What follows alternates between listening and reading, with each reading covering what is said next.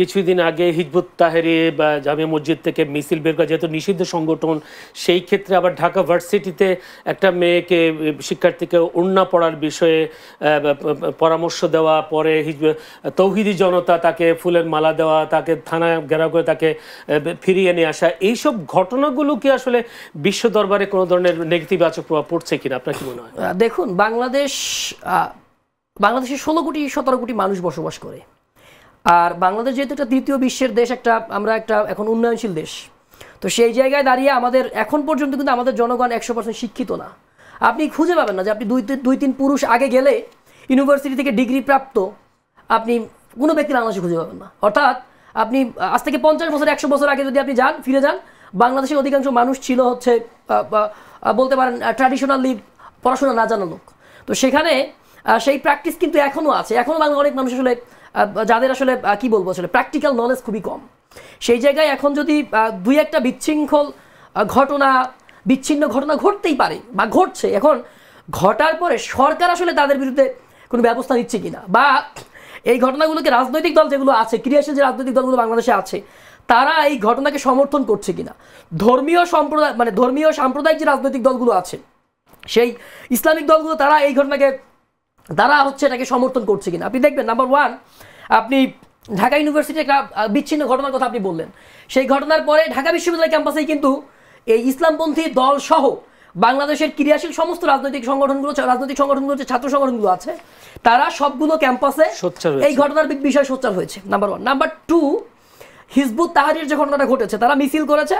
মিছিল করার পরে কিন্তু পুলিশ সেখানে যথেষ্ট পরিমাণে সেখানে উপস্থিত ছিল।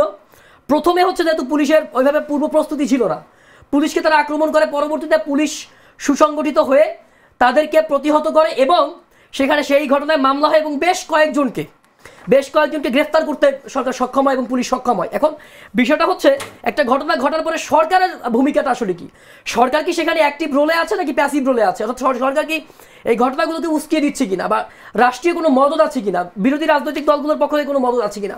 তো সেই জায়গায় দাঁড়িয়ে আপনি দেখতে পারবেন যে বাংলাদেশে এখন যেভাবে আমরা সুখে শান্তিতে বসবাস করছি, ইভেন বিরোধী দলের যারা ছিল তারা গত 16 বছর এই মানুষগুলোকে, মানে আমাদেরকে যারা নিপীড়ন করছে, আপনার বিএনপি জামাত সহ রাজনৈতিক দলের নেতাকর্মীদেরকে, সেই আওয়ামী লীগও কিন্তু এখন পূর্ণ স্বাধীনতা ভোগ করছে। একমাত্র যাদের বিরুদ্ধে সুনির্দিষ্ট এলিগেশন আছে, সুনির্দিষ্ট অভিযোগ আছে, তাদের বিরুদ্ধেই সরকার বা রাষ্ট্র ব্যবস্থা নিচ্ছে।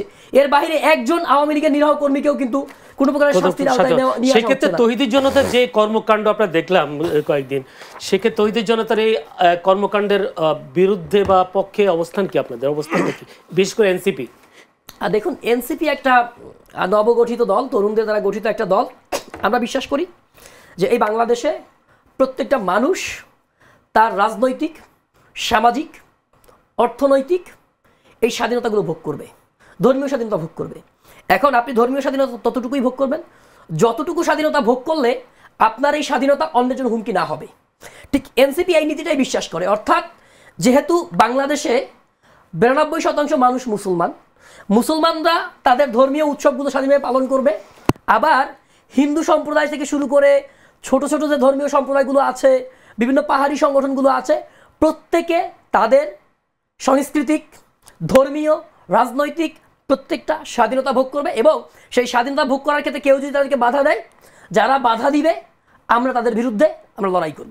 স্বাধীনতার পক্ষেই আপনারা কাজ করতে চান।